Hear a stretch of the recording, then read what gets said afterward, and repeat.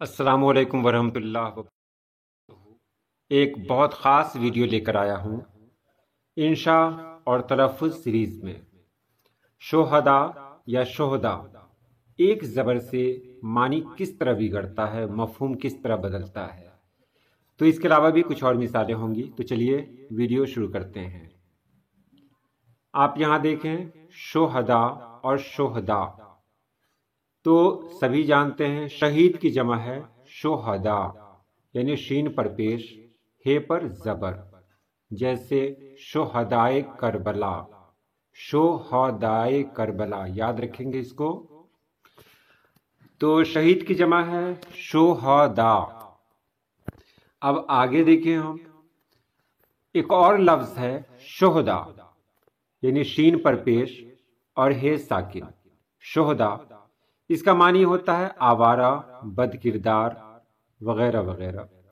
اب شہداء کو شہداء کہہ دیا جائے تو بتائیے معنی کہاں سے کہاں پہنچ جائے گا، اس کے مفہوم پر کیا گزرے گی۔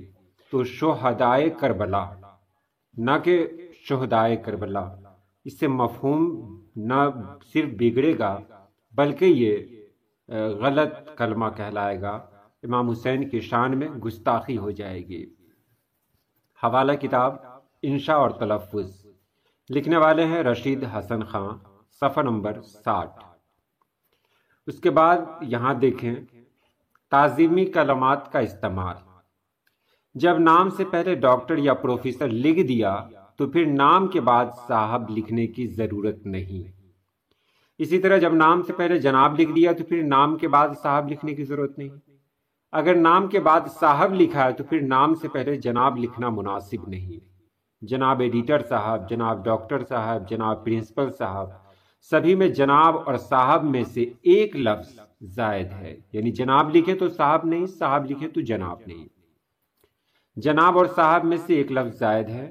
کس جگہ نام سے پہلے جناب لکھا جائے اور کہاں نام کے بعد صاحب لکھا جائے، اس کا تعلق اس سے ہے کہ وہاں کون سا لفظ مناسب ہوگا۔ یہ مناسب آپ تو خود کو سمجھنا ہے۔ مثلا جناب پرنسپل اور پرنسپل صاحب میں آخری ٹکڑا بہتر ہے، یعنی جناب پرنسپل کہنا اچھا نہیں لگتا ہے، پرنسپل صاحب کہیں گے تو یہ اچھا لگے گا۔ اسی طرح بھائی صاحب، مولوی صاحب، ایڈیٹر صاحب لکھنا چاہیے۔ حوالہ کتاب انشاء اور تلفظ، لکھنے والے ہیں رشید حسن خان، صفحہ نمبر 37۔